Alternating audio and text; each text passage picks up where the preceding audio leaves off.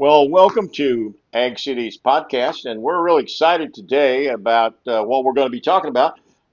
Just remember, we're a little piece of heaven on Junction T and 7, about 4 miles down from Harrisonville on 7 Highway, and about 35 miles out of Clinton. Lots of agriculture, lots of rural people, lots of cool things going on.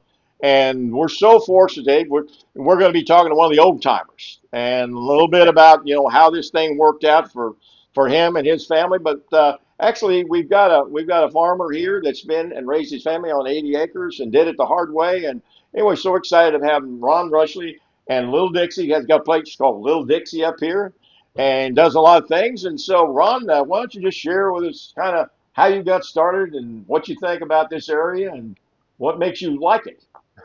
Well, my mom and dad moved to Kaufman Road.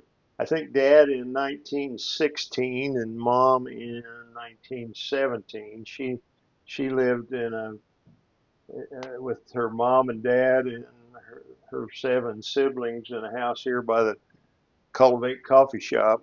And the story that I heard was that there was bed bugs in the house when they moved in, and Grandma had a battle going on, but they I'm pretty sure that the bed bugs didn't survive. But uh, and I Wasn't don't enough room for those bed bugs, right? I don't know how I don't know how the romance between my mom and dad got started, but there was a story once about dad was terribly sick when he was 11 and 12 years old, which would have been 1920, and the Kings, my mom's family, took food to the Rushleys, and in 1935, my dad's brother Lawrence married my mom's sister Ruth, and that was a well. I tell people I grew up with well, pretty near two and a half dads, and because dad and Uncle Lawrence, because of the results of his osteomyelitis when he was a kid, his left leg was 4 inches shorter than his right, and farmed his whole life and just absolutely brutalized the right knee. Sure, I sure. talked to the doctor about that just not too long ago, and he said he's never seen a knee that wore out. And that was my dad's line. He wanted to wear out, not rust out. And I can talk about him being crippled or handicapped now because he's not here to thump me. But but it wasn't. It was just you just do what you have to do, Right, and that absolutely. that bill I think is the whole message that we're trying to get across is that just do it, just just live and get the work done. If there's a big rain cloud coming and you got square bales on the ground, you get them picked up and in the barn. Yeah, Uh, and Ron, of course there's so many things, and of course you got weather and you got technology, and so I was talking to one of these old guys here recently, and I said, so what do you think about global warming? And he said, well, he said I tell all these kids not to worry about it. He said I've lived all my life, and he said I'll tell you one thing. He said in the summertime it gets hot, and some years it's hotter than the others. And in the wintertime, it gets cool. He said, I don't know anything about other than that about global warming. It always is okay. So, I think our generation that went through what we went through, seen what we've seen, we just look at things differently. And, if there's a job to do, whether there's a rain cloud, what do you do? You just go do it. And whatever the consequences is, you fix them and go on. uh, yeah, and learning how to do stuff. One of my favorite memories is we've got the old hay baler yet that Dad and Uncle Lawrence and Uncle Ralph and Grandpa bought in 1946. And machinery was rare because that was the end of the war, and everything had been converted to the war machinery. And anyway, they bought this old new Holland square baler, $2,600, and they made them buy $1,000 worth of twine with it to get it. Now that was when The cost of an acre of ground was 20 or $30 an acre, so we're talking Right, right, a right. 100 acres of land that now is worth whatever number you want to plug Well, I in. think land in this area is running from $6,000 to $8,000, and just trying to, and of course you got all kinds of people trying to farm and make a living. That's a whole nother podcast when we talk about that. But rural people, small farms, rural America.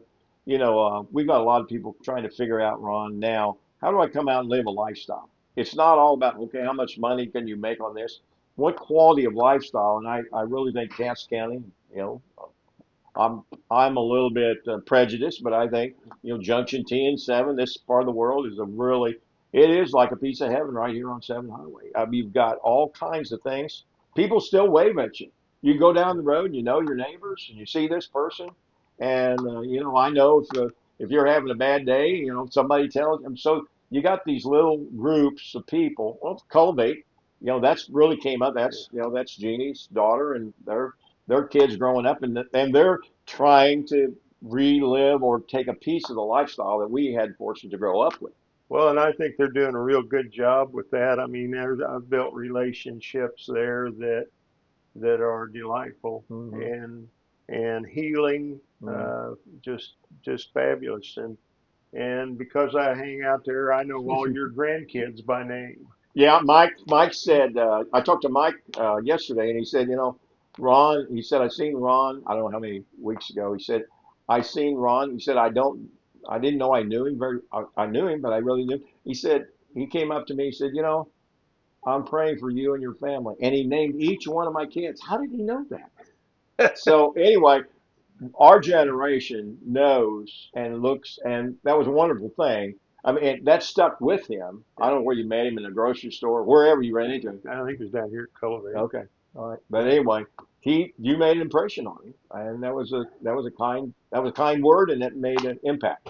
Well, that's one of my lines now is when you get old, don't waste all the energy you have left complaining about what you can't do. Mm-hmm, Do mm-hmm, what you can. mm-hmm. And when you're old and you can't sleep much at night and you can't, there's a lot of hard work that I used to could do that I can't, Sure. but I can spend Still do some up here. 2 or 3 hours going through my prayer list every morning Mm-hmm. and remembering people. I had a fabulous I had a fabulous day over at Windsor. I met the dads of two of my Amish friends over there, and both the gals had 9 children, and I listed off all their children to their dads. Yeah, that's And so. I think that might make me a little weird because not, but just well, I had that experience on a different level at the mud run, and Mm-hmm.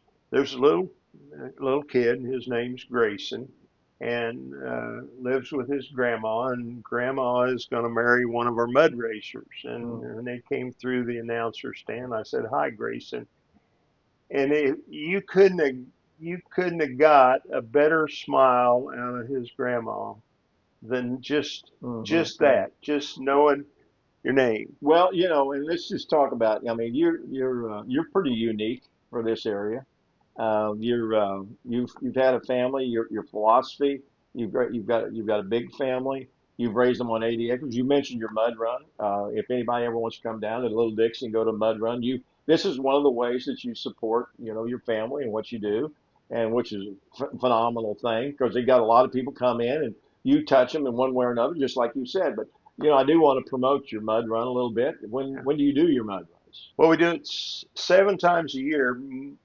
Second Saturday, no, third Saturday of March, Mm-hmm. Mm-hmm. and then second Saturday, uh, April, May, June. Don't do one in July. Then second Saturday of August, which is coming up the ninth. Mm-hmm. This next race, and then second Saturday of September and third Saturday of October. So, if you're listening and you want to come down and join Ron and see some of the old trucks, you've had some tractor pulls, and we've talked about antique tractor pulls, and but let's just touch before we have a break. Let's touch a little bit on Kaufman Road, and Kaufman Road is kind of named after Ewing Kaufman.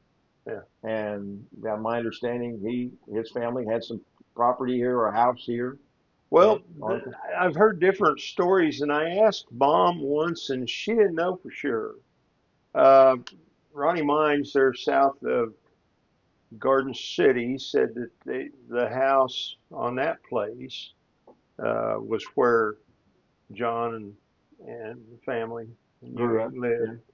And he said in our investigation board out was that that house was moved from the city on the railroad, I see.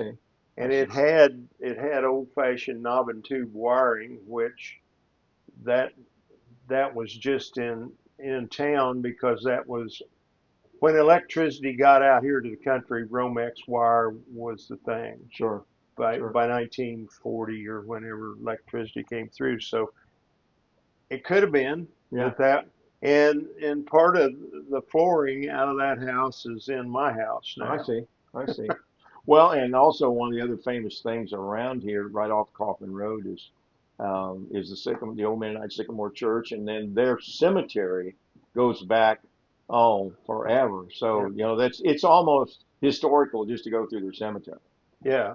Uh, well, and then how the Mennonites got here is the history of the Mennonites is wherever there's some really good land at a really cheap price, they show up. Hmm. Hmm. And here, I think the date on the cemetery is 1860 or 70, and that was the Civil War. Hmm. Hmm. And this was, well, it became the burnt district Sure. because of the border war thing. Well, And this was after they burned into Cass County. They burned everything, and the Sycamore Church came after that, I believe, right, and it's yeah, still there. yeah. The Sycamore Grove Church is still there. Well, the first building was there at the cemetery, and then there this was a frontier, and Mennonites came all different kinds of Mennonites came from different places, and they had services every other Sunday, which is normal. So there was one group met on one Sunday, and the next Sunday the other group met. Well, the story goes that one Sunday they came and they couldn't, the building was locked, and so they went down and built the church at Sycamore Grove, Okay, 1880 something. something, yeah, and it's still there today. Still there, Yeah, yeah, has endured many things. many Yeah, remodelings, yeah, and it's a beautiful building yeah, still. yeah.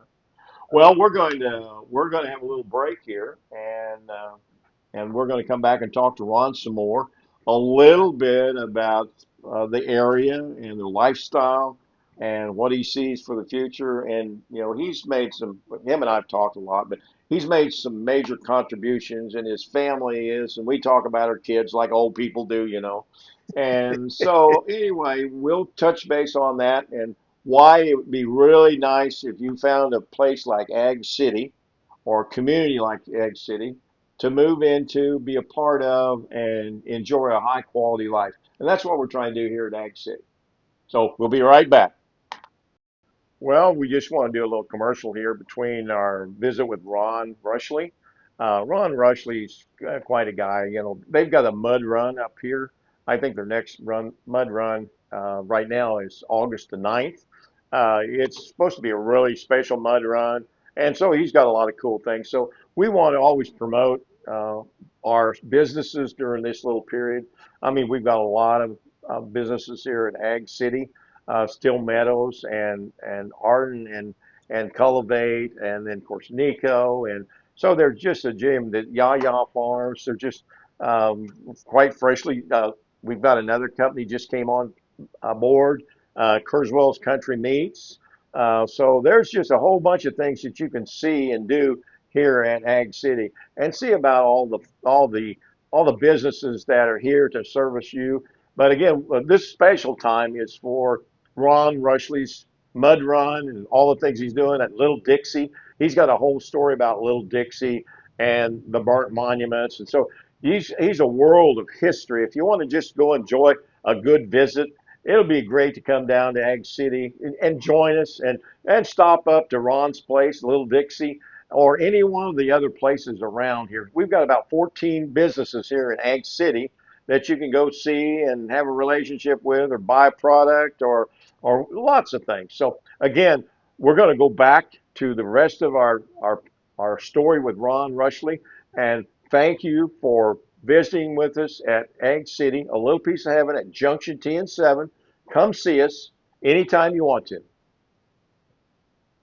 Well, we're back with Ron, and boy, it's so exciting to have him here. And of course, I get the chance to sit and drink coffee with him once in a while, and then we talk about all kinds of stories. We talk about our kids, but one of the things, I think that's the biggest thing we do talk about is our kids and grandkids. And so we're going to spend a little time to talk about the next generation because, what we see and what the news says, we see a really high quality next generation. So that's what Ron and I are going to talk a little bit about, the next generation, and then the contributions that our kids are making an impact, our grandkids, because we started the seed, and it's important that that goes on to the next generation. And I think every parent just wants their family to be successful in one way or another. It's a delight. I don't know whether we've said that I have 19 children. Well, we haven't. We've kind of kept that for this piece here. So Uh, you've been very prolific when it comes to repopulation, Cass County. So the my first wife, Loretta, and I had 6 boys, and she died just a mile and a half down the highway here. Back when it was 2 lane, hit a semi head on, and that makes you a hot item in the remarriage market yeah, because every gal out there wants to marry a guy with 6 sons. But God moved in Rachel's heart, and when I asked her, she said yes. And then she said, I know you have enough children, but could we maybe have one more? And we ended up having one more 13 times. And ain't ever been a girl got what she wanted like right. my Rachel. And she kind of pokes me whenever I say that when she's around. But and we farmed all the time. We built fences. How we You're survived. prolific in building fence and doing things like that, and then of course I don't want to necessarily get anybody in trouble or mention somebody's name or company or anything like that that would be Uh, we want to make sure that we don't give anybody any false ideas or advertisement. But we are proud of our family, and I know there's and you've got many stories about your kids. And then one thing that your oldest and my oldest were in the Christian school together, Right. and they grew up, and so he was a tremendous carpenter. We've used him and his family. You've produced a lot of hard working high skilled, high quality, really smart young people that are capable of doing work, and they're hard workers. I haven't used or worked with anyone in your family that's not been just a fantastic worker and a great skill set. But you do talk about this one that saved the company, made the company a lot of money. We won't talk about the company necessarily, but you can tell stories about your family. It's okay. Well, it's I, the thing that is delightful is that all my boys, well, 12 of my 13 boys live in Cass County, and the other one's only about a mile and a half out. So, and four of our boys live on or within a half a mile of Kaufman Road. Mm-hmm. And so if I tell people, if you teach kids to work, they don't have to go far away from home because there's work everywhere. That's right. If you get a basket weaving degree, you might have to go a little further to find work. But it's well, it's that simple thing of just teaching kids that it has to be done Mm-hmm. and giving them an opportunity. and fixing the stuff they break, and just then when you get old and you still have young kids, listening to the old ones saying, "You let us get by with that," and well, that's one of my favorite lines to hate is I raised my kids all alike. I don't know how they turned out different, and that's impossible. You Sure. cannot Yeah. raise kids exactly alike because the circumstances are always different, in each case. But no, I'm delighted with how my children work. Hmm. And the story that you alluded to about my son that worked for a company and they did a project in 5 years for $25 million that one of the big companies in the city did and took them 13 years and $135 million. And a big part of that $110 million that they saved was because my kid Hmm. was working on the project. Hmm. Hmm. When he was 9 years old and his brother was 10, I sent him 10 miles over towards Gun City to Disc, and I got there just as they were finishing up, and they were they'd started at opposite ends and worked to the middle, and when they got to the middle, neither one of them would give up, and they hooked Disc and broke the tongue broke the tongue out of the John Deere disc, and Well, then, of course, and I'm not trying to put words in your mouth, but I think maybe we talk about contributions that we leave in this life, and you're you're 70, 5. you're 75, and I'll be turning 80 here pretty quick. And so I think for us, our contributions that we feel like that we left in this world is our families. And the biggest reason we do what we do, it isn't, to go retire on a golf course, or it isn't to get a big boat and go to the lake, or, I mean, for us, for Right. rural ag people, our contribution, is the next generation, and then see that next generation do the same thing.